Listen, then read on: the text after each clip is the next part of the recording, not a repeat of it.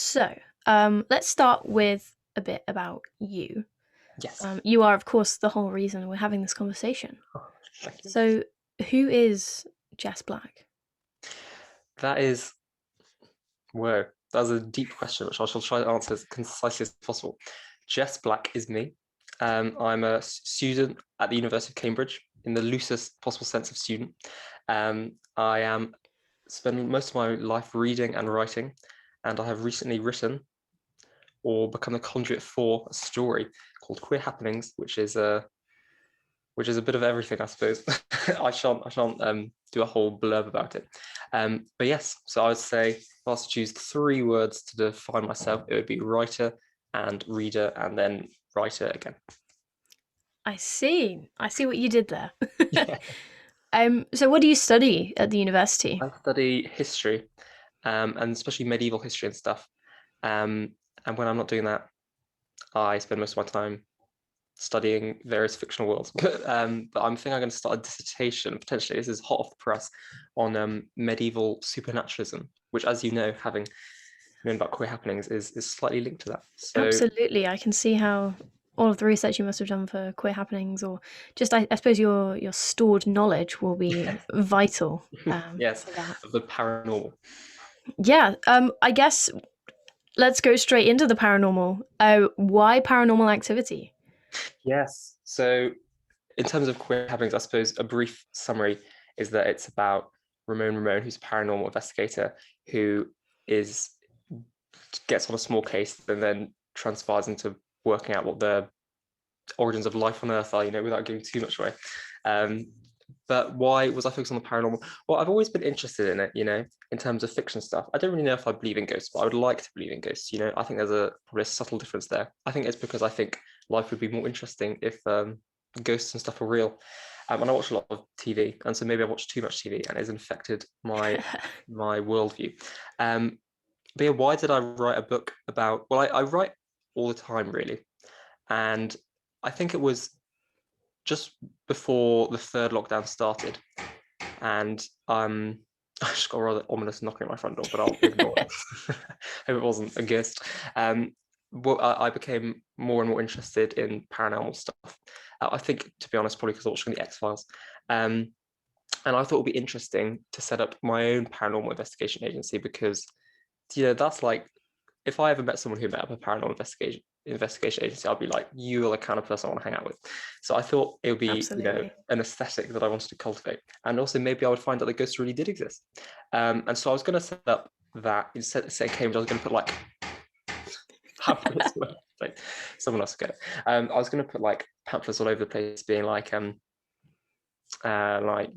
you've got a ghost problem, let me know, and then maybe I'll just stumble across a ghost.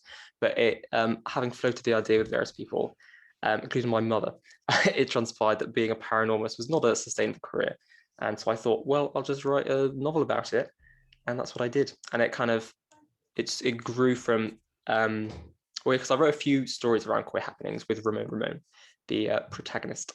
It started off with a lot of short stories and just ways of like, scratching my paranormal itch. And then I started writing one story and it got longer and longer and kind of left the purely supernatural into kind of more existential things and became a novel length thing. I don't know how long a novel's meant to be, but it was longer than all the other stories I've written and can be held in one's hands and almost looks like a book. So I suppose In that sense, you've in that achieved sense, it. it's a novel. Yes, in pure page count, it's potentially a novel. Okay. So with you writing all the time, Yes. what's your writing process like? Do you start off with these short stories all the time, or is this like your first foray from the short stories, being the Um, conduit for Ramon? Yes, well, yeah, that's very much what I felt like. It was a very nice experience writing books. I just felt like I had all these storylines. I had no idea how it was going to end when I started it. I had a kind of vague three-part structure that part one she was going to be here, part two she's going to be here, part three she's going to be here. Without spoiling anything, part two she's in Loch Ness. That's my favorite bit.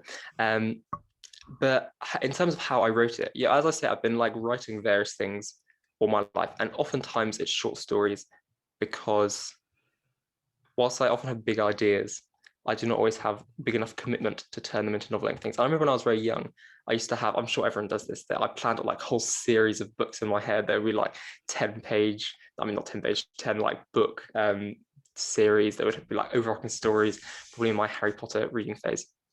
But then when writing this, so I've got, I think, in the bank 3 other queer happening stories, which are about, I mean, like the longest one is about a tenth the size of this novel. But as I said, I just started with this kind of German of an idea that Ramon was going to go to a strange haunted house called Hill Vale, which I'm sure people will realize is loosely based off Shirley Jackson's Holden Hill House, and kind of find out about the origins of the universe. I think I was reading Grant Morrison, and that might have affected me. Their work might have affected me. And it kind of just spun out of hand into a much longer thing. And in terms of how my writing process went, it was most of the days. So this was, I wrote over a period of about 2 to 3 months. And it was, I would just wake up and then write before the evening when I would watch on TV. And it was probably the most fun I've had over a few month periods. Everything else didn't matter. You know, I'd see people now and then, but I'd just like dive into my hole where like Ramon would tell me what's going on with her life and I'd type it all out. I try and get 6 pages done a day because I once read Stephen King's writing book and he was like 6 pages a day and then you do it. And I was like, if I do 6 pages a day for a couple of months, that will be about the length of the novel. So I kept writing. And as I said, I knew she was going to be at Hill Vale, then Loch Ness, then wherever she is in part 3, you know, strange places. So I only had that structured in the loosest possible sense. And I also knew that certain things were, I had certain ideas, like the characters that appear at the end, without spoiling anything.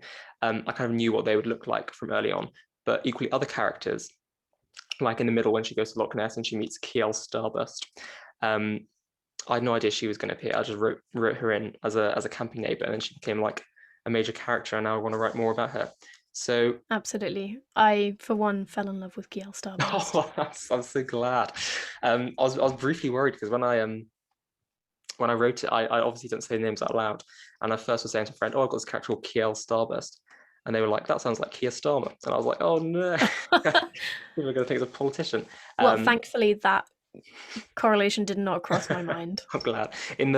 I recorded an audiobook of it as well. And so in the audiobook, I started saying Kiel, so it doesn't sound anything like Kia.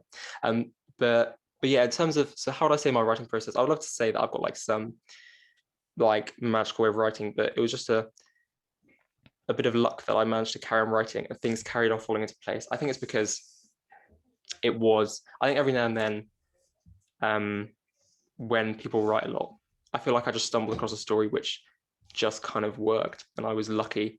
Well, in my opinion, it worked. I was lucky that pieces fell into place, and I don't think there are any plot holes. So it just kind of, I was like juggling for months and months, and then everything fell into place. I wrote the last sentence, and I was like, "Oh, that works."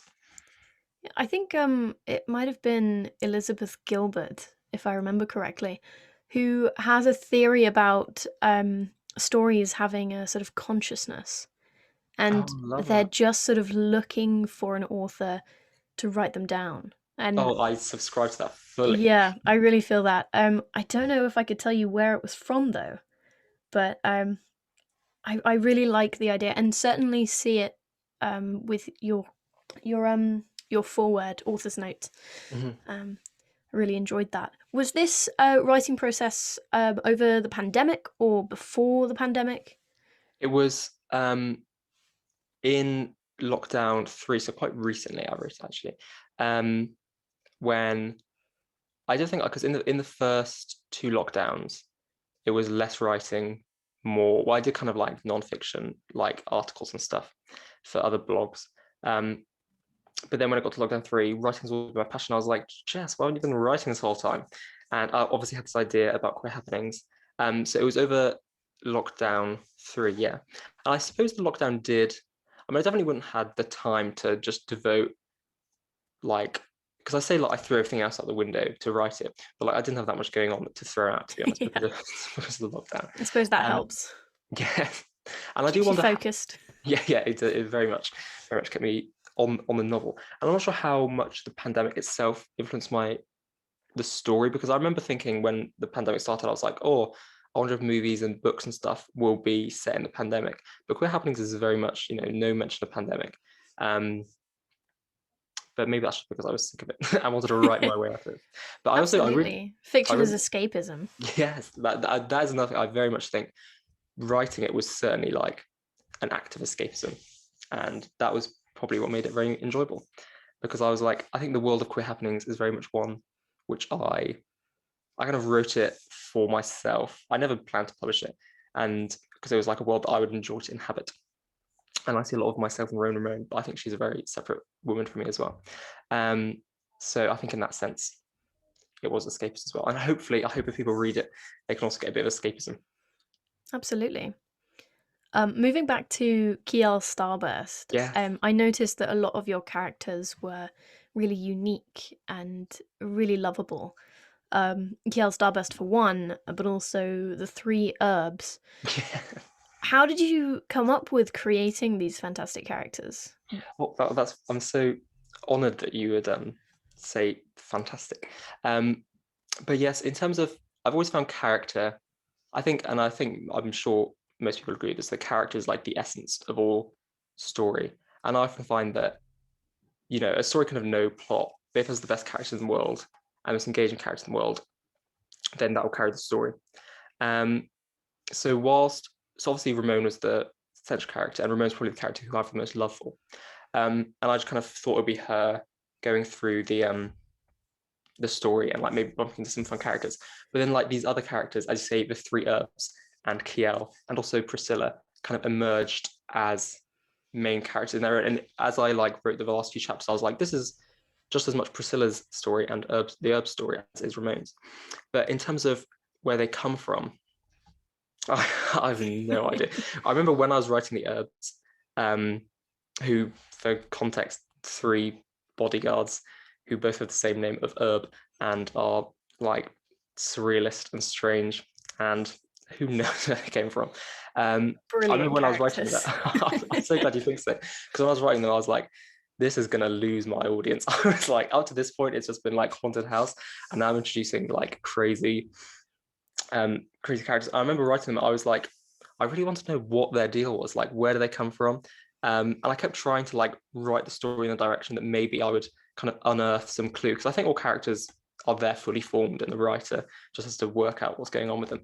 I kept trying to direct the story into like, oh, maybe we can find out a bit about the herbs, where they come from, but it never did. So in terms of who they are within the story, I have little idea. In terms of what potentially influenced their inclusion, what was I reading around the time of that? I think I must have been also reading some like crazy Grant Morrison stuff, because they are right out the pages of a comic book. And yeah, but they went through some stages of development. I never was going to erase them from the story. I think because there's the happy herb, who I think of as the leader, then the angry herb, who is I've got a special place in my heart for, and the quiet herb, who is mysterious and scares me sometimes. Um, I'm not sure who my favorite is. The happy herb was originally going to be called something else, so they've been gone through levels of development. But yeah, I really liked them. And when I finished the story, I was like, I want to return to the herbs at some point, because I did not know what's going on. The Um, mystery the remains. mystery remains even as much for me. Kiel became who she was. She kind of walked into the story in that chapter, very much a fully formed character with like her red hair and her starburst across her. Walked in, sat herself down, and didn't Yeah, leave. she did not leave, and she just kept appearing in chapters. And then as it came to the end, if I returned to the characters, I mean, I could write a whole story just about her. She was so full of um like joy and energy, and I had so much fun writing her as a character. And yeah, as with all the characters, they just kind of stumbled into my story, told me to continue writing about them, and I just did. I really love that. I would happily read a sequel about Kiel Starburst, I'm so but I glad. think my heart is secretly in learning that the three herbs come from a different planet. I would I so know. I would gobble that right up. I mean, you know as much as me at this point. And you said that herbs had some of the others had different names as well. Yeah. Did the names come in with the characters fully formed, or did you have to reshuffle them a bit as well, like with I've Keir always Starmer? I've always loved creating characters, and especially character names. And I sometimes hear authors or creators be like, "Oh, name a character is very hard." But for these, especially for Ramon, that name really jumped out of nowhere and just stuck. I mean, obviously, her aesthetic is influenced by, well, not obviously, but I think the name came from the band The Ramones. And whenever See. at first few short stories I wrote about her, I would listen to the Ramones on repeat, and that kind of stuck her kind of quietly chaotic aesthetic in my mind. And I think with the names of the characters, they very much fit the personality. So with Kiel Starburst, like that's just her exaggerated character through and through. And I think when she stumbled into my story and was like, "I'm Kiel Starburst," instantly I know like what's going on with her. And with Priscilla A, well, funny story about Priscilla A. I wrote her at the start of the story as kind of the mysterious letter writer. And I've got a few notes I've got hidden away in a drawer over there, and in which I would write who the characters were. And so I wrote Priscilla A, and then she kind of became a bigger and bigger part of the story. And I finished the story. She got her character arc completed, and I just never really addressed what the A was. And so I was just like, oh, it's just a mysterious code name. And then I came across some notes after I finished the novel, and I said Priscilla Annoyance, and I was like, that's what I said. Oh, As much as that's it applies to me. Whether that's true within the story, I don't know. But I I love definitely that. enjoyed. Yeah, I don't know where that came from. So it works both as a code name and a part as a surname. Although I wouldn't say Priscilla is annoying. I think she is one of the many hearts of the story. So I don't know where that surname came from, but there's a little behind the scenes secret. Yeah, I went through the whole journey of again, not to spoil too much, but feeling so curious and then angry and then obviously at the end very very touched by her story and her intentions. Mm-hmm. I'm so glad you think so. With the whole story arc, the plot, was it written in your brain beforehand? Are Mm-hmm. you the sort of person where you think about the plot for weeks, days, months, whatever, before you write it, or did you develop it as you wrote? I think it was. This is I suppose interesting. It developed as I wrote, and I also had an idea from the start. I knew I wanted Ramon to work out the origins of life on Earth, which is a small ask, and I so knew that was where I was going. But there were twists and turns along the way, so I knew she was going to go to three spaces. That's how I Mm, planned out the map. Because those often I three find when parts. writing, yeah, there were three that begin, middle, and end. Because I knew that if I didn't have that structure, I just wouldn't like it would just spin off into either way too Yeah. long or way too short. I did not have a know that the second place was going to be Loch Ness. And when I finished the stint with Hill Vale House, um, and I was like, oh, I wonder where she's going to go next. And it just emerged in my mind that Loch Ness was the place she was going to go next, which also meant I could potentially, without spoiling anything, I could potentially have written in the Loch Ness monster, which I've been obsessed with since childhood. I just lost my shit at that point. I was so excited that I could with these characters that I love, they're now going to like my favorite place. So that was very much my favorite bit to write, and I had no idea it was coming until I wrote it. And with that part of the story, it was both the easiest to write because I was so excited with everything going on and everything kind of slotted into place, but also the hardest because there's a bit in that section when they're exploring the aquarium, and there was a lot of plot points going on there, and I wanted to make sure that the history of the place was explained, the characters are explained, the plot went forwards, and the things about like time travel was being thrown up and ghosts roll around and dinosaurs, and I was like, this is difficult. So I made a 3-chapter plan, which without getting too specific, it is basically when they enter the aquarium to when something happens to one of the characters. I planned that out because I thought this is a very cool idea, but I think by intricately planning that out, that made it the hardest to write because I knew where I was going and I had to make every sentence lead towards that. Whereas with all the other chapters, it was I knew the gist. I did not know when each chapter was going to end or what was going to happen in each chapter, which is why sometimes things happen in chapters which kind of are a bit short story esque. I think in Hill Vale, like lots of things happen, like the body under the bed, and the whole like interlude with the saber-toothed tiger. They were just kind of things that I was like, this will fit here. Didn't plan Mm. it. I just thought it'd be a fun short story. So I did not have any idea where the story's going apart from the vaguest possible sense. I'm very happy with where it did go.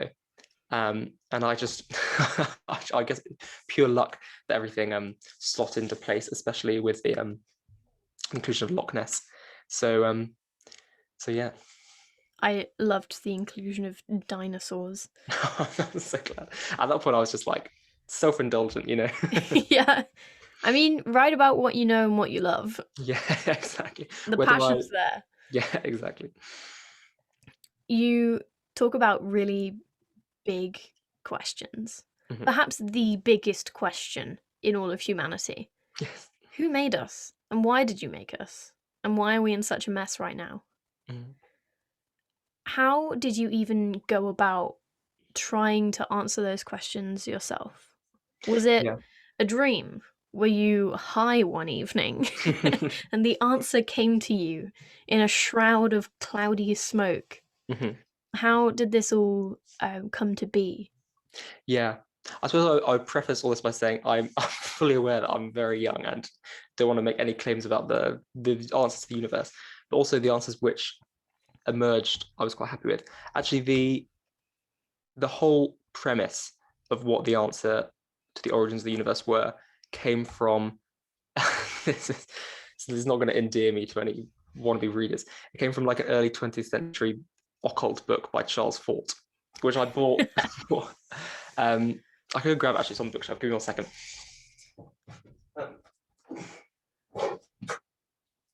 This one.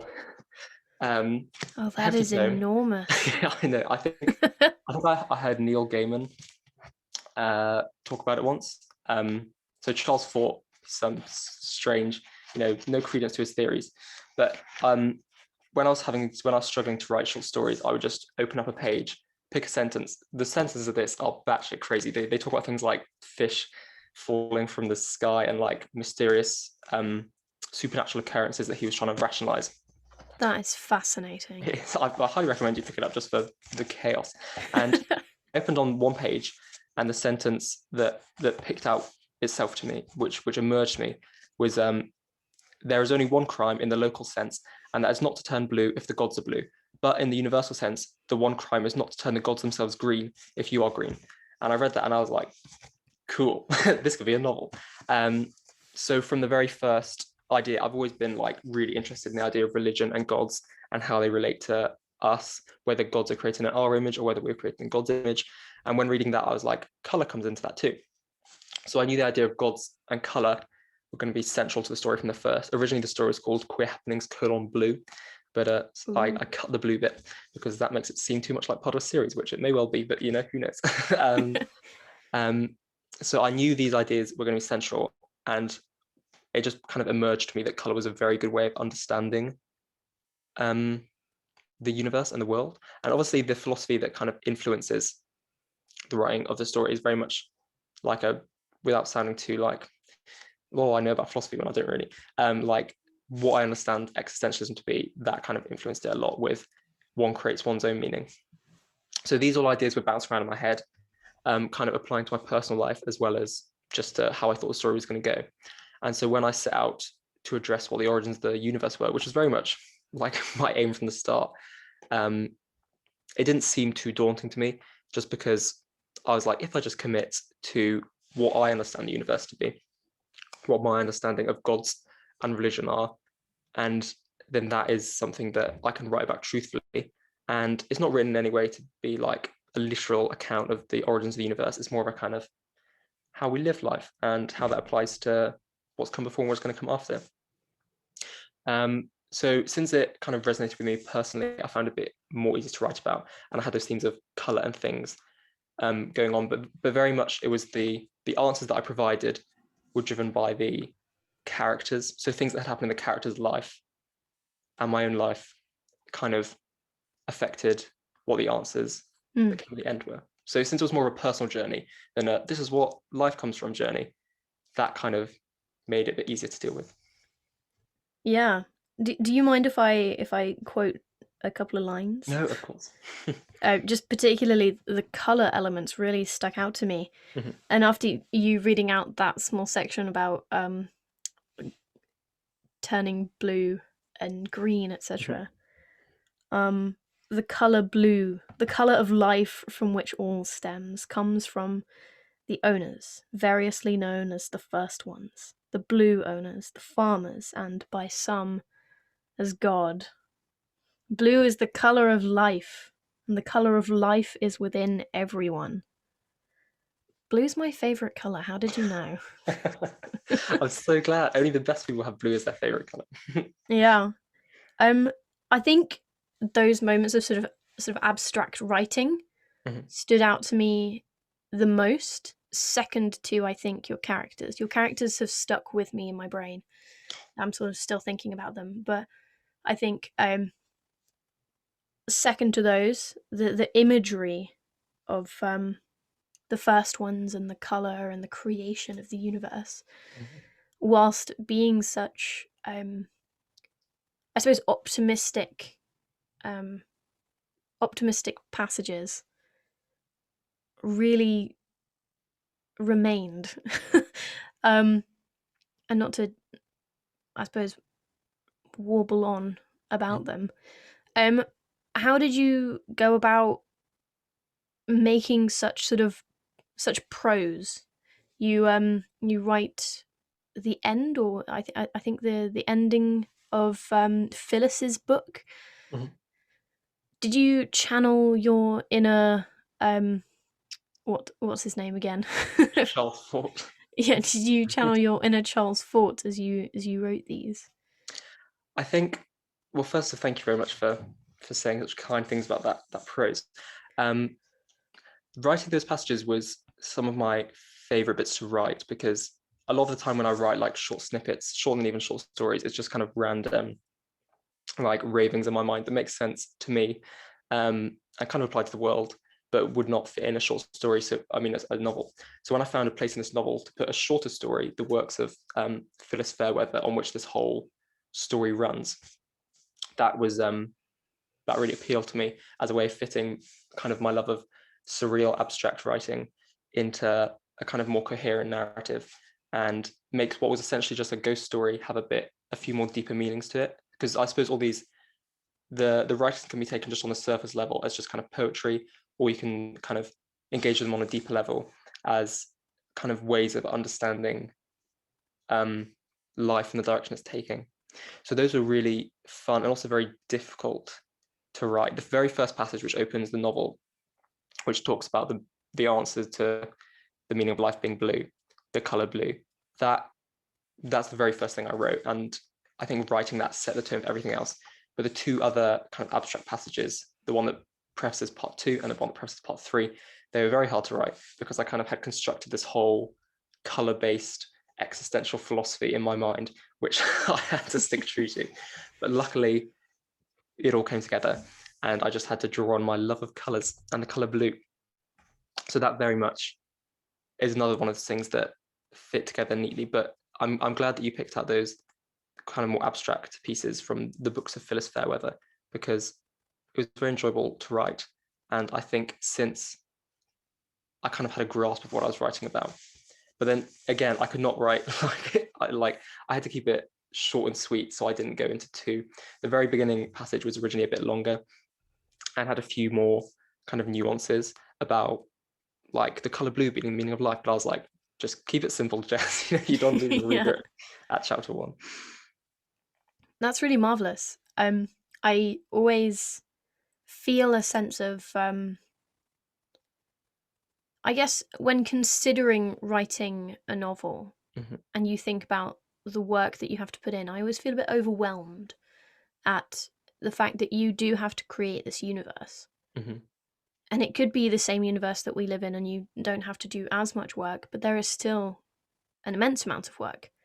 And you've gone and created a whole different idea, far removed from a lot of religion. mm-hmm, It's not the understood mythology. You've mm-hmm. given them names. Um, multiple different names and said that, I guess, organized religions across centuries have actually been looking at these other creators. Hmm. And that is quite phenomenal. How did you continue? How did you push through, I guess, challenging the status quo? Yeah, Um, yeah. because I can imagine that whilst attempting such an amazing feat, you'd sort of go, oh God, oh God, oh God, this is a really big thing I'm doing. And that's really impressive. Hmm. Well, thank you very much again. How I reconciled like my own like quasi philosophy ideas with the status quo. I think as I wrote this for something, it was very much just for me to begin with. And then when I published it, I was like, I hope this does not rub people up the wrong way, because um, there are some things in it which, like, obviously people have different ideas from where life came from. Um, but I think when I was writing it, it can be taken in the literal sense as a kind of new idea of where life came from. Equally, it can be taken in, like many creation stories, a metaphorical sense, Hmm. which kind of can correspond with existing um, like religions or like one's own personal beliefs. As I said earlier, the bits about the origins of life are real kind of in a personal sense. I wrote them insofar as they continued Ramon's journey from failure to success and Priscilla's desire to find meaning rather than, to espouse new monotheistic or polytheistic Yeah. people reading it who are like, from other religions. And I hope that when they read it, they will see that it's just another slant on a traditional story, you know. It was not meant to be a new Bible or anything, but if people take it as that, I'm more than happy to be the godhead of a new religion. No, Congratulations. um, Yeah. yes, thank you. But yes, I suppose about going against the status quo, that was also something in a more general sense to find the book, because apart from those last few bits, when writing it out, it was, in terms of the characters and in terms of representation, it was all really driven by a very conscious effort to push characters into the limelight who are not often in the limelight. And so I suppose in that sense, it's also going against the status quo, but I hope that would be in a much more positive sense, because people could see themselves in it, and people who have not had exposure to these kind of characters will understand them more. Definitely. Ramon had, to return to the main character, had such a wonderful relationship with her mum. Does that Mm-hmm. feed in from any of your personal experience? Yeah. The reason her mum is such a, well, I mean, there's a previous as yet unreleased story in which Ramona and her mother go on a little paranormal investigation of their own. So I was writing it with this whole other character in my mind who didn't play such a big a part in this story, but hopefully in subsequent ones will. But yeah, I mean, it's no lie that Ramon's mother is probably no small no small part influenced by my own, who I also have a good relationship with. My mother obviously is definitely not a paranormal investigator, and we're not gone such adventures. But I think a lot of time, I mean, I think stories of like mothers and daughters, like just having a good relationship, especially in this kind of genre, aren't often there. And so I was like, hey, why not make a kick-ass mother character, um, which who emerged to be Rose. And as I said, she is kind of the center of another story, which maybe I shall release in the future. Very exciting. um, in terms of your own personal experience, what parts of your identity sort of did you pour into this novel? I suppose having Mm-hmm. created these characters um, quite some time ago and writing about Ramon and her adventures, being that conduit, um, is there a lot more of you in this novel now that it's publish and exciting, and a tangible book that you can, oh my god, you can touch it. Yeah, there is a lot. It's probably, whilst not whilst when I wrote it, I was thinking this is just an adventure. But when I finished it, it emerged as probably, the most personal thing I'd ever written, insofar as Ramon, whilst being her own character, as I see a lot of myself in her, and equally, when I write her, when I see what she's doing, it's kind of I try and kind of emulate her directions in what I do. In terms of just at the most basic sense, having, well, yes, because when I wrote Queer Happenings, I knew that the lead was going to be a trans character, because trans people will fucking rock, and Yeah. being trans myself, I was like, I want to see proof that a trans person could be a paranormal investigator, basic level. So I knew that from the first, Ramon was going to be trans, or is trans, and but that it didn't have to define her narrative. So in another story, there's a bit where Ramones has a conversation with an alien about what being trans is like. And for me to write that, that's not in this novel, but is in a previous short story. For me to write that, that was helping me come into terms with things, me understanding my own identity, but also just celebrating trans identities and things like that. So in terms of how personal Queer Happenings is very personal, insofar as, like, Ramon's identity is just a trans woman who's just living her best life, and obsessed with supernatural. A lot of myself in that, or a lot of what I want to be in that. But equally, she's her own character as well, and also from a, so that's on the personal perspective, but also just a desire to elevate trans characters. So basically, like, all the characters in the novel are trans or non-binary, or whatever. Even if it's not stated, I kind of thought that in my head, for the simple reason that it's just, as I said before, trans people rock, and it kind of fit into this world that created itself for me. It really worked. It was really lovely to read. And also, I suppose I should just say congratulations on the fact that it is published. Oh, thank you very much. What was that process like for you?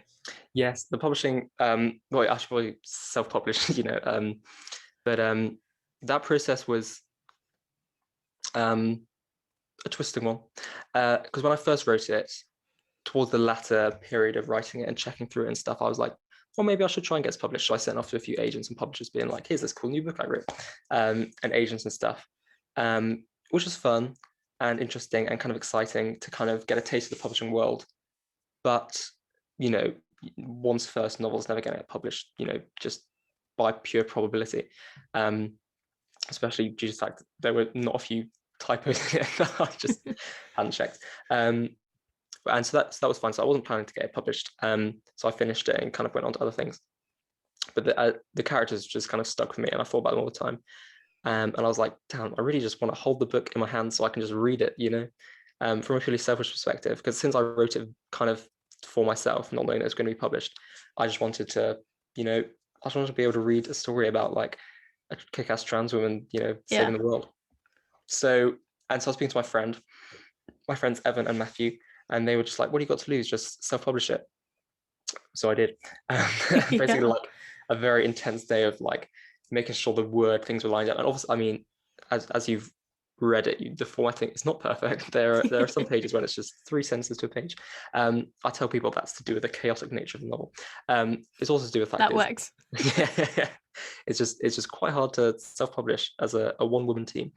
But I've done that, and there are going to be, in subsequent editions, things will be cleared up. So I've got a new front cover designed by a wonderful artist, which I will update with soon, and then I'll kind of get some of the things sorted out. But in terms of the publishing, it kind of went from not wanting to publish it, having a fun foray into the scary, inaccessible world of publishing, to just being like, oh, screw it, I'll just self-publish it, which is definitely the best decision I've ever made, because now I can hold my own book in my hands, which is the best thing ever. Absolutely. It kind of just having all on the screen, that's nice, but having, like, a tangible, it's like Ramon's coming to the real world, Yeah, definitely. Having something physical will undoubtedly change the reading experience. Mm. I think it wouldn't have been the same if I was reading it on a screen. Yeah. Um, I well, yeah. Nothing Well, more yeah. to add to that. I Stop suppose. talking. Yeah. I suppose another reason why I published it is because whilst writing it for myself, I was also kind of aware that like young queer people, they Mm, could really do with a book like this. Not to like be like it's the best book I've written. I just think like just just on the having that, basic level, representation is just yeah, good. And so that's why I kind of first started recording it as an audiobook, just because I thought, and I've got some people listed that. Just so I thought that could be a way of people like finding characters they relate with. Um, and also then I thought by publishing it, having that physical copy of way of people accessing it. I haven't done much marketing for anything, but I just thought if someone's looking for a queer trans paranormal investigator, then they now have one. the first Um, step is the fact that it exists. yeah, the fact Yeah, that it exists, and also the fact that I've always thought if you want to be something, I want to be like being a writer full time. That's the dream, obviously. absolutely. And I always find that if you want to be something, it's just good to do things that that kind of person would do and hope. So when I Self manifestation. self manifestation, yeah, exactly. So I self published it, got myself 10 copies, snuck them into various bookstores, and was just like, people can find them now. So it's just a way of kind of getting That's into the real so world. chaotic. I love it. There's a single copy lurking in a Waterstones bin somewhere, I think. Oh, really? Oh, I shouldn't say that because you host your book clubs there, don't you? Oh, well, I haven't been there for some time throughout the pandemic, so As soon as I they open, can like. go suck it. I think um, the sort of chaotic homebrew manifestation is very it fits the book perfectly. I'm so that's what I was. I think my chaotic energy seeped over into all aspects of the book. Like, Yeah. part of me wanted like a proper, like this, like proper, spine and everything. It just ended up strange cover art design, strangely published. But I'm glad that you think that Yeah, you think in line with it. for a first thing, for want of a better word, for Yeah, a first novel, for a first um achievement, it's brilliant. And for a I'm so first glad. cover, first edition, um it couldn't have been more apt. Well, that's very kind of you to say. For all of the young queer trans and more Mhm. readers and people out there who want to be writers, what advice would you give them?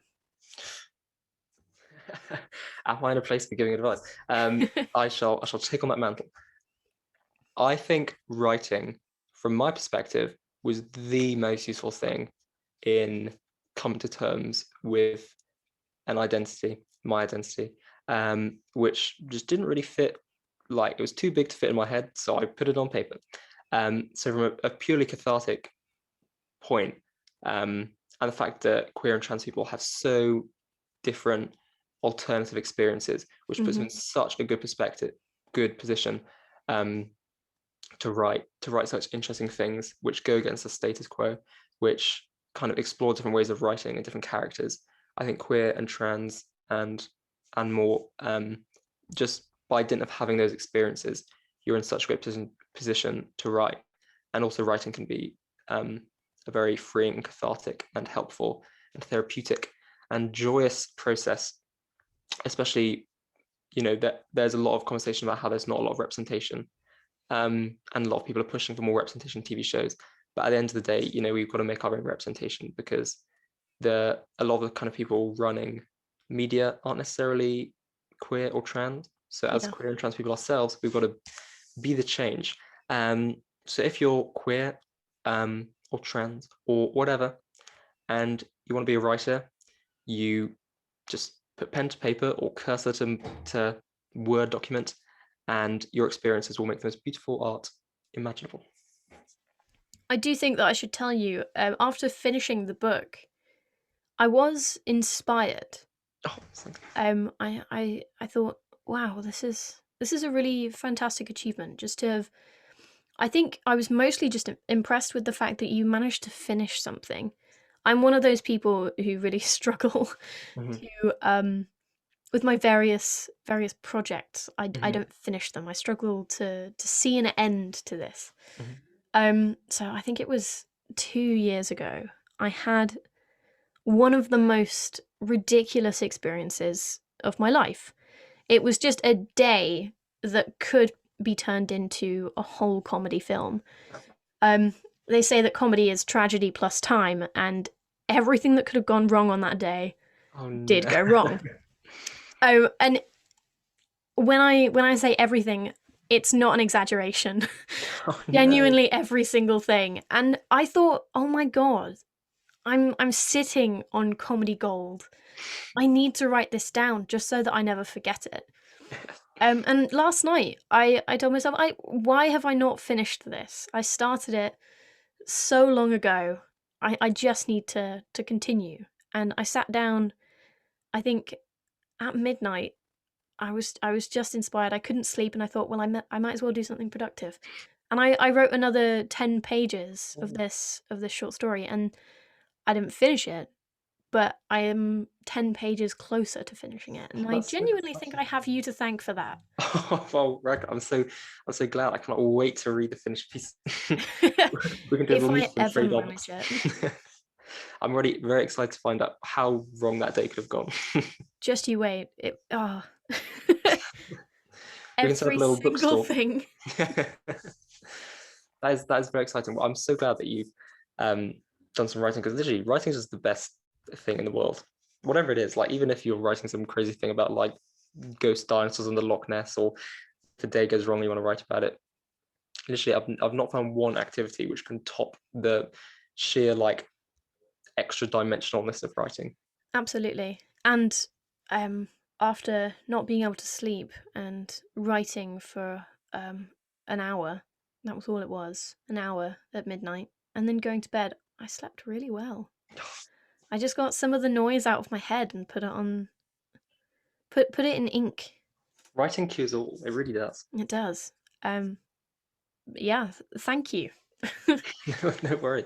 Thank you for writing your experiences into the world. I cannot wait to read them. I hope I will finish it. I've got friends who say that if I had a podcast, it should be called Unfinished Business. And I just talk about all things I started and never did. That'd be a very relatable podcast. Absolutely.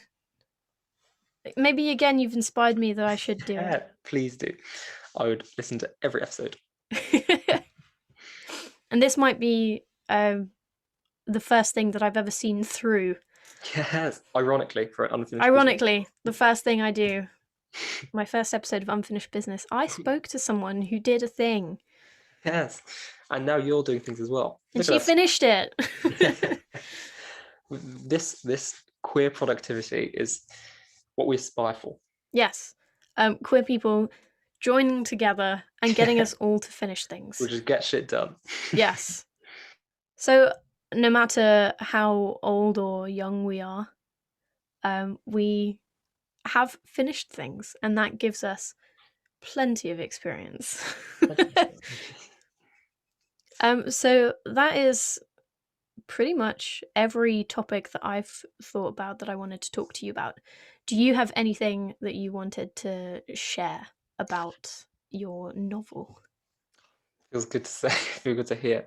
I would say, well, firstly, thank you very much for taking the time to talk to me. This is halfway through our talk. I was like, this is one of the best experiences of my life. Oh, being able to wow! being able to talk about something that I wrote.